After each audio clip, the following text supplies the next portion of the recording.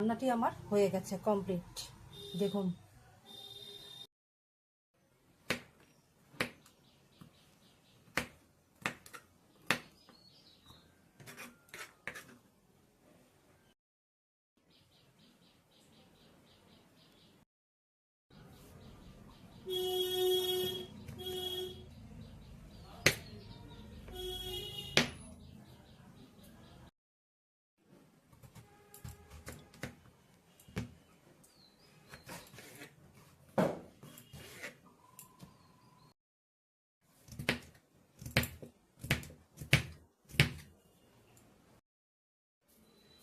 সব সবজি আমার কাটা হয়ে গেছে, দেখতে থাকুন।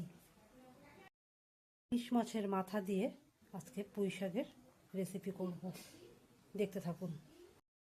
ফোড়নে দিচ্ছি তেজপাতা, শুকনো লঙ্কা, 5 ফোড়ন, কাঁচা লঙ্কা, আলু।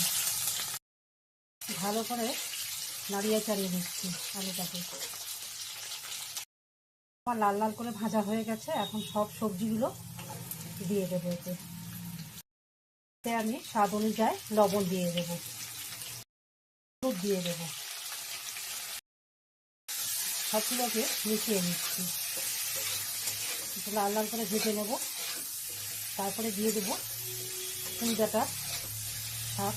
এর মধ্যে পরিমাণে জিরে গুঁড়ো দিয়ে দেবো, লঙ্কা গুঁড়ো দিয়ে দেবো। আমি সবজিগুলোর মধ্যে পুঁই ডাঁটা দিয়ে দেবো। উপকরণগুলো এর মধ্যে মিশিয়ে নেব। আমি এটাকে ঢেকে দেব। আমার রান্নার ভিডিওগুলো আপনাদের কেমন লাগে জানাবেন। ঢাকনাটা খুলে আমি পুঁই পাতাগুলো দিয়ে দেব। পাতাগুলোকে দিয়েও আমি ভালো করে নাড়িয়ে চাড়িয়ে নেব।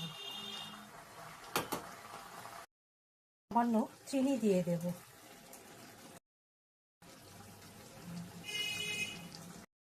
এখন দিয়ে দেব মাছের মাথাগুলো।